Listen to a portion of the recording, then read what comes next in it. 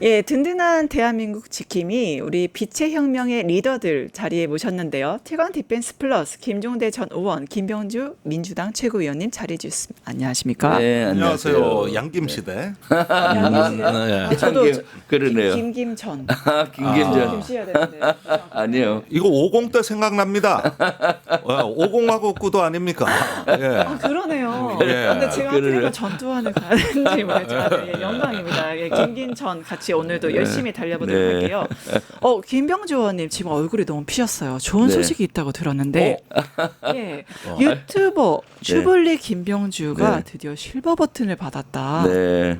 예, 소감 어떠십니까? 실버 버튼이 이제 왔어요. 제가 51만 5천 구독자를 가지는데 늦었나요? 네, 저 1년에 걸린 겁니다. 그래서 저는 50만에 준화했는데 여러분이 10만짜리 그렇죠.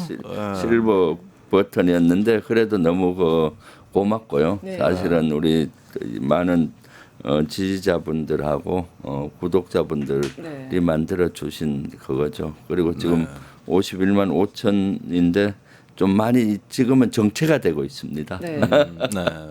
네.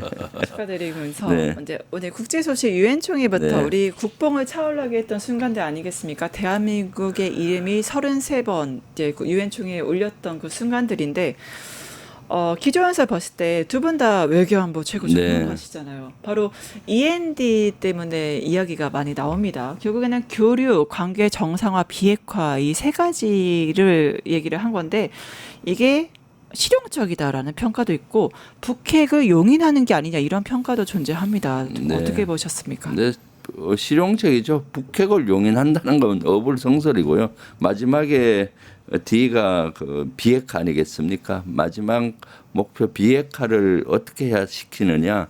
지금은 원스톱으로 될 수가 없잖아요. 그래서 실용적으로 먼저 교류를 하고 관계 정상화를 해서 설득을 시키고 하고 비핵화하겠다는 단계별 이런 실용적인 접근이라고 보고요. END는 사실 한반도에서의 어떤 적대와 대결 시대를 종식시키고 네. 평화 공존하고 공동 성장을 하겠다는 새 시대를 열겠다는 평화에 대한 저는 나름의 비전이라고 보고 있습니다. 네네.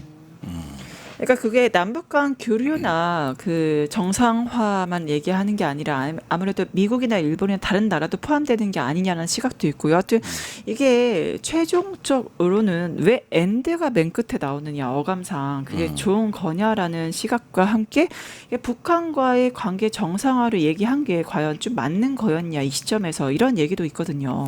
근데 이 부분은 조금 전체적인 어떤 그 상황을 좀 조망하셔야 되는 게 네. 저는 어떤 정부의 통일 정책이 지난 냉전 시대부터 어떤 요란한 통일 정책에서 이제 조용한 평화 정책으로 전환되고 있다. 네. 아시다시피 동독 서독이 통일할 때 통일 정책이란 말을 쓴 적이 없습니다. 그렇죠. 예, 서독은 헌법에만 통일을 명기했지 단 한 번도 동독에 대해 가지고 통일을 압박하거나 주장하거나 이러는데 우리는 말이죠. 6.15 공동선언 남북기본합의서에서 14선언까지 합의된 대로 하면 통일은 12번 됐어야 돼요. 그런데 뭘 선언을 맺고 뭘 협정을 맺고 이러면서 굉장히 요란하게 했는데 효과가 그때뿐이었거든요. 그런데 독일은 그런 말 일치 안 하고 통일을 하지 않았습니까? 그런데 긴장 완화 정책이라 그랬어요. 교류와 긴장 완화. 네. 그러면 통일하지 말자는 거냐? 뭐 이렇게 얘기할 수도 있지만 실용적으로 접근을 해가지고 네. 서신왕래하고 그 다음에 지원하고 이러면서 이거 통일하려는 거 아니다 하면서 어느 정도 스텝을 밟아 나가니까 자연스럽게 됐잖아요. 그럼요. 근데 지금에 보면은 이재명 대통령이 어떤 북한에 대한 전반적인 게 교류 협력 관계 정상화 이렇게 하고 통일이란 말이 거의 빠진 겁니다, 이게. 네. 그래서 이제 두 국가론이 사실은 남북한 간에 이제 현실로 수용되기에 이르는 것이기 네. 때문에 이제 조용한 평화 정책으로 바뀌는 것이다. 예, 그래서 이건 큰 변화입니다. 앞으로 뭐 남북 정상회담 목매고 노벨 평화상 목매고 이런 어떤 그 행태에서 좀 벗어나자는 거고. 네. END라는 것도 이것도 보면은 어떻게 보면은 단계론 같지만 단계론이 아니고 네. 단계론이 아니라 그러면 병렬로 보시는 거예요. 병렬 또는 어떤 도치 그 순서가 바뀔 수도 있고 이러는데 대체적인 어떤 방향을 이런 단계로 한다. 북한의 핵은 현실이다.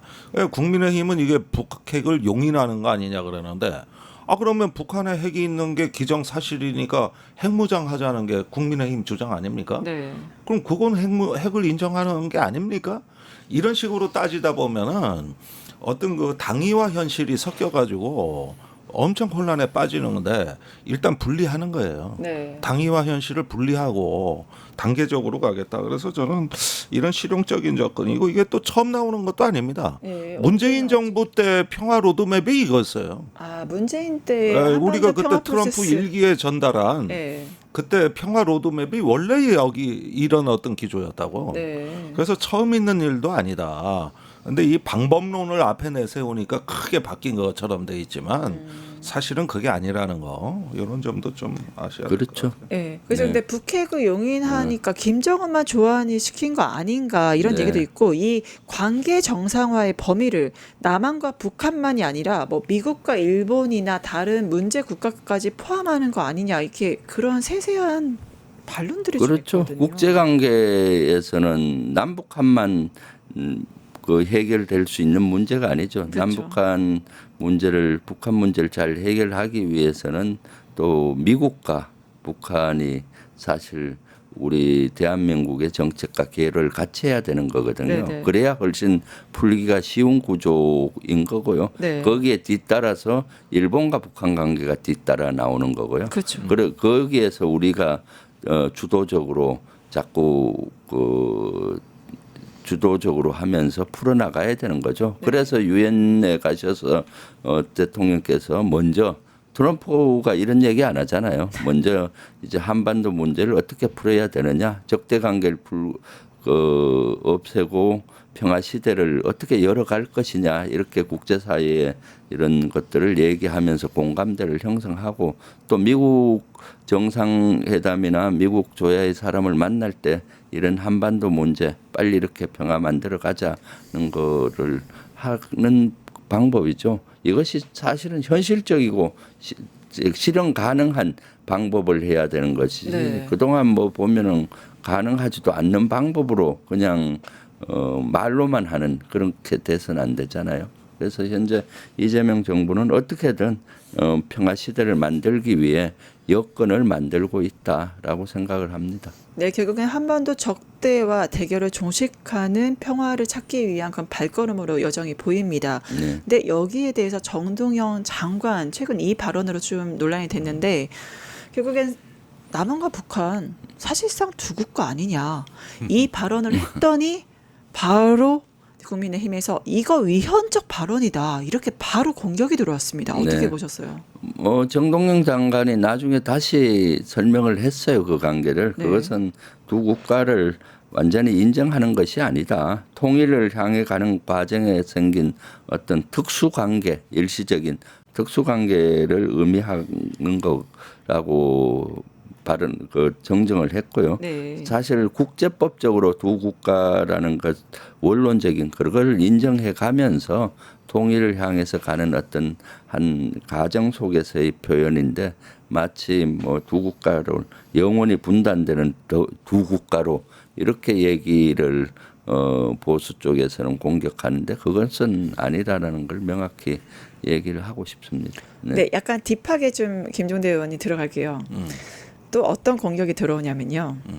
정동영 장관과 이성락 안보실장 둘이 이견이 있는 게 아니냐. 왜냐하면 여기는 두 국가. 근데 이성락 그럴 수 없다.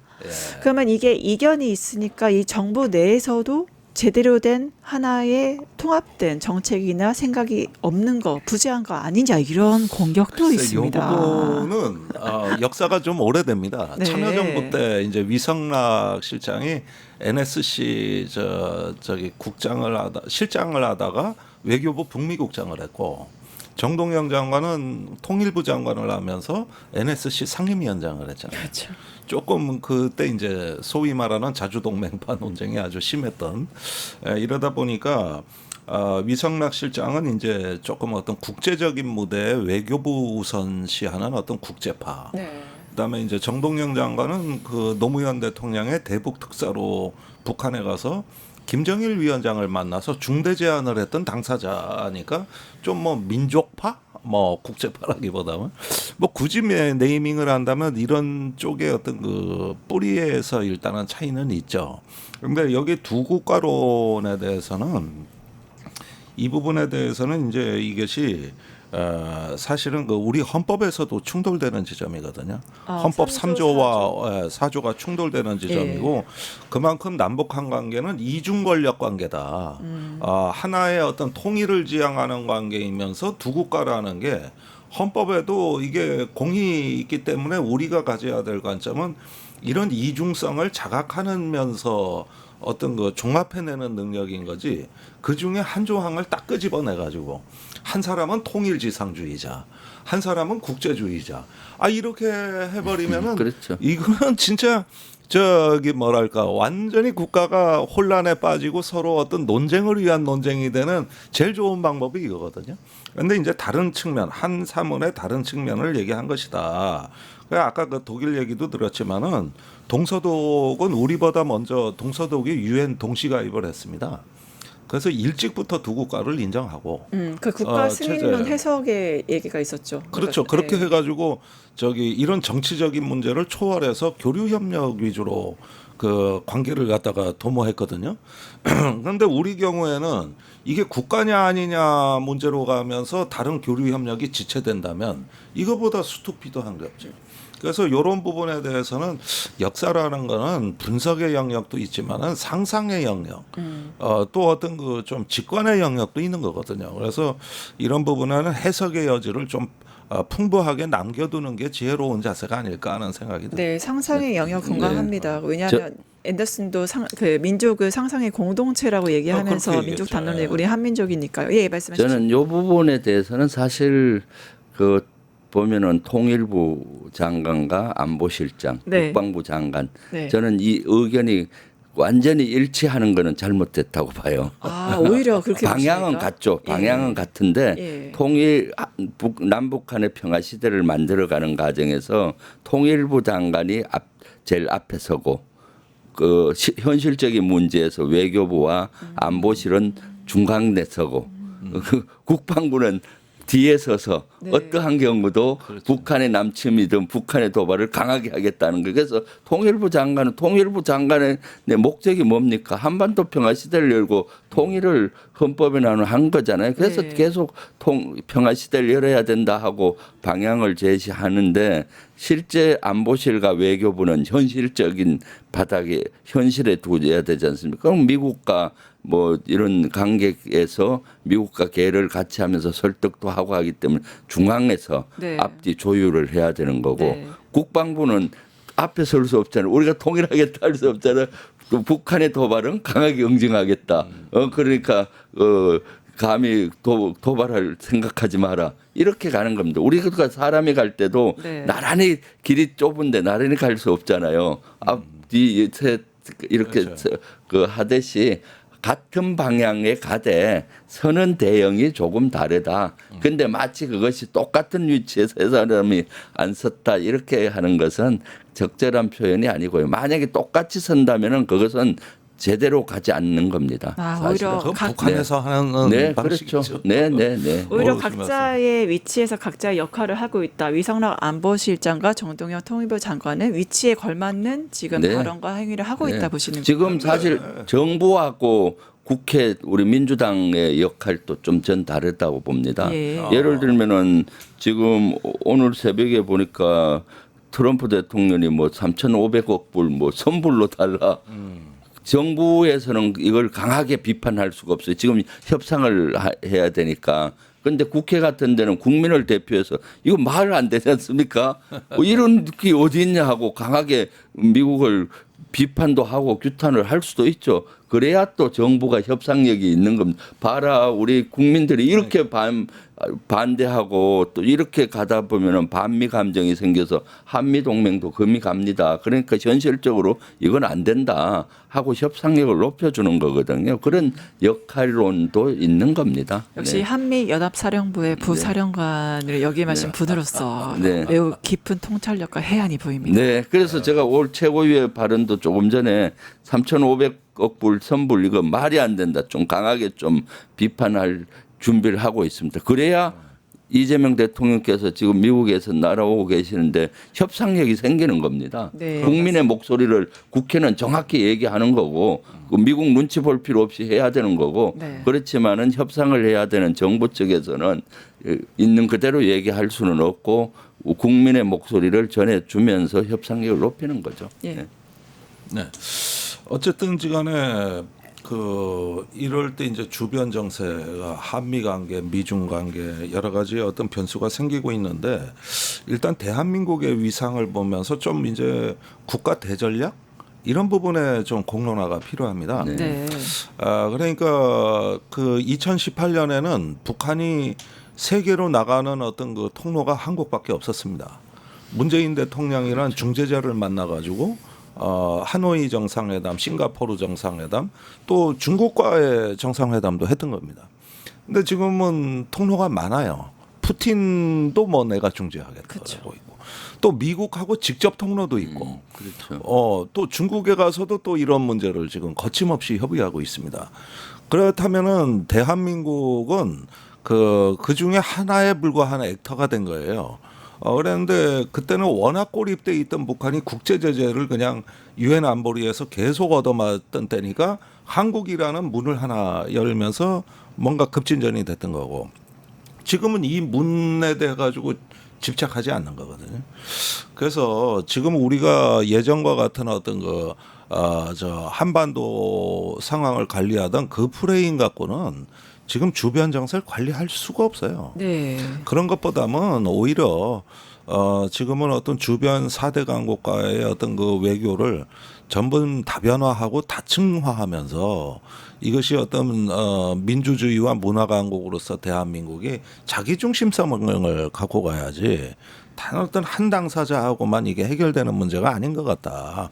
그러면서 저는 이번에 이재명 대통령이 그 총회 연설 때 이 한국의 민주주의가 회복됐습니다. 네, 정상 외교. 네. 이 한국 민주주의의 회복을 알린 게 가장 핵심 문장이라고 봅니다. 네. 이제 돌아왔다. 그렇죠. 이거는 네. 문재인 대통령도 유엔 총회에서 팬데믹을 성공적으로 방역한 모범국가라는 배후에는 네. 디지털과 민주주의, 참여 민주주의라는 두 개가 대한민국을 구한 거다. 그렇죠. 그러면서 이 보건과 민주주의와 디지털 정부의 역량을 전 세계로 수출하겠다. 네. 이래가지고 굉장히 많이 박수를 받았어요. 네. 그런데 이번에는 그런 어떤 그 민주주의가 스스로 위기에 빠지지만 스스로를 구원한다는 것, 그 성공의 역사는 대한민국이다는 거. 네. 이런 연설은 문재인 대통령 연설하고 연결해서 보면은 굉장히 자존감 높은 네. 어떤 그 그렇죠. 표현입니다. 그래서 이런 어떤 자기 중심성을 갖고 가야지 당장 어떤 거 한미 관계, 남북 관계에 있어 가지고 뭔가 이벤트가 마련돼 가지고 이렇게 금방 뭔가 변하는 듯한 이런 것보다는 우리 스스로가 강한 자신을 재발견하는 거. 그래서 노자의 도덕경에 보면 네. 남을 잘하는 사람을 지혜롭다 그러고 자기 자신을 잘하는 사람은 현명하다. 네. 근데 지혜로운 자보다 현명한 자가 더 강조되고 있어요. 그런 면에서 이제 우리 국가가 지금까지는 지혜롭게 주변 정세의 어떤 파고를 잘 활용하고 여기까지 생존해 왔지만 앞으로는 스스로를 잘하는 현명한 국가가 돼야 될 것 같다. 네. 그게 바로 민주주의와 이 어떤 회복력, 그 시민들의 회복력 속에서 국가가 성장하고 번영하는 네. 뭐 좀 이런 면에서의 어떤 선언이었다고 생각되기 때문에 이제 아무도 대한민국을 흔들 수 없다. 네. 이건 미국도 마찬가지입니다. 네. 예. 맞습니다. 12.3 내란 사태를 극복한 바로 민주주의 국가로서 우리가 다시 복귀한 거를 알렸던 거잖아요. 그러니까 네. 보는 것만으로도 이제 정말 국격이 이렇게 달라졌구나라고 느꼈던 감동의 순간이 아니었나 싶습니다. 네. 지금 바로 속보가 좀 떴습니다. 네. 북한의 김성경 부상 네. 지금 미국에 파견이 됐다고 해요. 그러니까 이게 7년 만에 미국으로 가는 북한의 고위급 이제 네. 실무자 파견인데 에이펙과 연결시켜서 판문점에서 결국엔 만나게 될까요? 사실 만날 가능성은 좀 적지만 저는 그래도 좀 열어놓고 본다고 봐요. 왜냐하면 트럼프 대통령 같은 경우는 김정은 위원장과 언제든지 만날 수 있다고 봅니다. 왜냐하면 또 두 사람 관계가 좋고 또 김정은 위원장도 그건 인정했잖아요. 네. 그럼 분명히 에이펙 때 오면은 에이펙 행사 플러스 또 우리 한미 정상회담 하면서 갑자기 사전 물밑에 해서 판문점에서 보자. 가능하죠. 가능할 거라고 만약 그렇게 했으면 좋겠어요. 네. 사실 트럼프 정책은 보면 지금 럭비공처럼 어디로 튈지 모르게 예측 불가능해요. 하거든요. 네. 통상 미국의 정책은 밑에서부터 차곡차곡 올라가서 결심하는 시스템인데 트럼프 정부에서의 특징은 그 트럼프 결심하고 밑으로 향하는 그런 방식을 많이 써오기 때문에 네. 아마 트럼프는 뭔가 그런 이벤트성 본인에게 유리한 그런 걸 하려고 할 겁니다. 그래서 그런 것도 열어놓으면 좋겠고요. 그렇게 된다면은 실제 에이펙이 실제 세계 평화를 위한 경주선언을 이끌어낼 뿐만 아니라 한반도 평화를 여는 또 새로운 물꼬가 돼서 제발 그렇게 좀 됐으면 좋겠네요. 네. 오히려 문재인 대통령 때 중재자 외교보다 소리 안 나는 중재 역할이 이번이 더 돋보일 수도 있겠다라는 생각도 듭니다. 네, 그건 피스메이커, 페이스메이커 그 단어 그렇죠. 하나로도 앞으로의 그 남북 관계라든가 외교 방향을 어떻게 할지를 보여준 게 아니었나요 싶은데. 네, 그러니까 이런 부분에서는 저는 어떤 그 하나의 남북 관계의 도구마를 만들지 말고 다양한 상황에 유연하게 대처하고 어떨 네. 땐 피스메이커가 되고 어떨 때는 페이스메이커가 되고 이런 식으로 조금 뭔가 유연성을 갖는 이런 어떤 탄력적인 정책을 사실상 염두에 둔 것이 아닌가. 네. 근데 옛날에는 뭐 그냥 거창한 담론을 내놓고 막 네. 뭔가 그 세기적 이벤트가 나오고 이래야만 된다는 강박관념이 진보 진영 내에 팽배해가지고. 네. 근데 우리 스스로 그 짐만 내려놓으면 조금 현명하게 가지 않을까? 그 문재인 대통령 때도 남북 관계 개선의 지지율 견인에 너무 중독돼서 네. 거기에 집착하는 경향이 있었거든요. 그럼요. 사실 모든 걸 자기가 해결해야 된다. 자기가 또 막 이렇게 이벤트로 하는 거는 사실 효과가 적을 수가 있습니다. 전쟁에서도 승리한 그걸 분석하면 90%가 직접 접근보다 간접 접근으로 이긴 경우가 많습니다. 직접 맞붙어서 싸운 경우보다 돌아가서 친다든가 우회로 접근해서 하는 것이 훨씬 풀리기가 쉽잖아요. 그래서 저는 피스메이커, 페이스메이커 얘기했는데 결국은 최종 지점은 이재명 대통령이 솔루션 메이커가 될 것이다. 때에 따라서는 페이스메이커로 띄워주면서 물꼬를 풀게 하고 간접적으로 네. 또 잘 반응 안 하면은 또 앞에 나가서 또 피스메이커를 하는데 결론은 솔루션 메이커를 늘 하고 계시고 또 앞으로도 할 것이다라는 전 확신이 있습니다. 아니 우리 김병조 최고께서는 손자병법 대가시거든요. 지금까지 방송 중에 제일 인기 방송이 손자병법. 네. 네, 역시. 근데 손자병법에 보면은 원칙으로 싸우고 변칙으로 승리한다. 네, 그렇죠. 그러니까 항상 싸움은 원칙과 명분 있게 싸워야 되지만 그러나 마지막 승리는 변칙으로 이긴다. 네. 이걸 기정이라고 하거든요. 그렇죠. 그런데 이 어떤 원칙이 강하면 경직되고 또 변칙이 강하면은 이제 중심이 없는 그렇죠. 건데 이걸 갖다가 장수가 조합하기가 그렇게 어려운 거거든요. 네. 네. 그런데 지금 그 이재명 대통령 보면은 손자병법의 기정편이 좀 떠오른다. 정확히 보셨네요. 아니 다 배운 겁니다. 네, 저보다 손자병법의 고수시네요. 기정 전략을 완전히 말씀하셨는데 너무 잘 말씀했어요. 네, 기정 전략 소개 좀 부탁드릴게요. 기정 전략은 전공법으로 대치하고 네. 기책으로 승리하라는 건데 네. 전공법은 주력군과 주력군이 맞부딪혀서 싸운 피해가 너무 큽니다. 여기서는 견제만 하고 대치만 하고 이어서 싸운 피해가 크니까 저게 허점을 찾아서 기책으로 기습군으로 쳐서 이기라는 거예요. 대표적인 것이 인천 상륙작전이죠. 예. 낙동강 전선에서 주력이 북한군 주력과 유엔 주력이 마주쳤는데 여기서 싸우면은 밀고 올라가면 얼마나 피해가 크겠습니까? 그때 이제 메가더 장군은 인천의 허점을 찾아내고 인천 상륙작전을 성공함으로써 낙동강 전선에 있던 북한군 10만이 와르르 무너지고 10만 군 중에 북한으로 간 만 명밖에 안 되고 9만 명은 흩어져서 지리산으로 가고 뭐 이렇게 됐던 거죠. 예. 그래서 이번에도 계속 전공법으로만 이기려고 한 피해가 큽니다. 그래서 전공법으로 대처하고 기책으로 이기는데 지금 외교로 보면은 전공법 속에는 피스메이커 트럼프 당신이 좀 하시오. 나는 페이스메이커에서 기책을 찾아서 승리를 하겠다. 이런 것도 비슷하다고 보여지는데 결국은 승리가 중요하잖아요. 어떻게 네. 하든.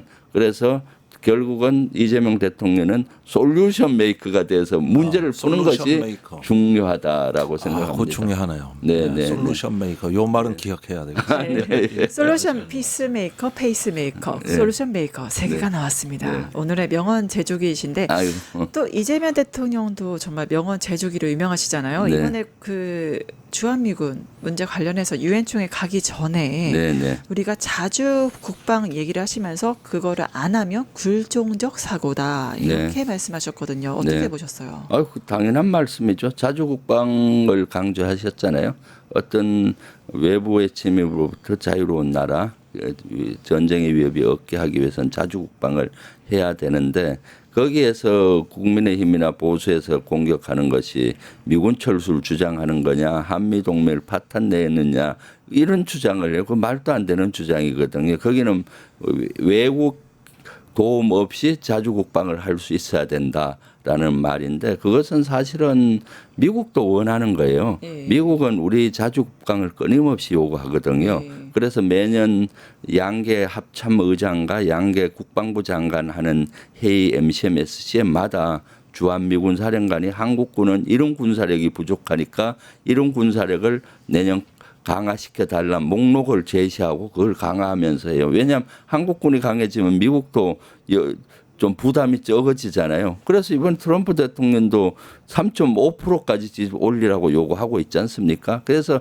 자주국방을 하면 할수록 우리가 당연히 해야 되는 것이고 그래서 강대국으로부터 우리의 자주국방을 인정받아서 사실은 외세에 휘둘리지 말아야 되는 거고요. 그렇게 됐을 때 한미동맹도 더 견고해지고 우리의 역할이 훨씬 더 하고 피스메이커, 페이스메이커를 자유자재로 왔다 갔다 하면서 할 수가 있게 되는 거죠. 네. 네, 의원님. 많은 사람들이 궁금해하는 게 지금 자주국방, 손자병법 정말 이 대한민국 한반도 평화와 남북 분단 상황에 있어서 현직으로서 정말 최고 전문가시잖아요. 아시지만 경기도 지역이 접경 지역이고 네. 이런 분단 상황, 전쟁 불안 상황이 가장 마주하고 있는 지역이란 말이죠. 네, 그렇죠. 이거를 잘 한반도 분단 상황을 잘 이해하고 이걸 대처할 수 있고 진정한 경제 평화를 일으켜낼 수 있는 지도자를 좀 원하고 있는 것 같은데 네. 단도직입적으로 여쭙겠습니다. 네. 경기도지사 출마하십니까? 고민 중입니다. 날카로워. 지금 말씀하신 대로 지금 고민 중이고요. 왜냐하면은 많은 분들이 저보고 경기도지사 나가는 게 좋겠다라고 추천하는 분들이 많아요. 두 가지 이유인데 하나는 이재명 정부 성공을 위해서는 내란을 돌파했던 그런 추진력으로 경기도지사에 가서 이재명 정부와 같은 정책을 해서 견인해야 된다는 거 하나 하고 또 우리 남양주 지역에서도 남양주 발전을 위해서는 경기도지사를 한번 훨씬 더 발전시킬 수 있으니까 한번 나가보라는 것도 있죠. 그래서 사실 저는 경기도지사는 언젠가는 한번 도전하려고는 했어요. 왜냐하면 경기도는 제가 사실은 많은 지역에서 살았습니다. 네. 한 20년 이상 살고 경기도를 대한민국의 표준 도시 그리고 넘어서 세계 표준 조치, AI라든가 디지털이라든가 이런 거와 복합해서 살기 좋은 경기도를 만들고 싶은 열망이 있었는데 지금 시대 정신이 뭡니까?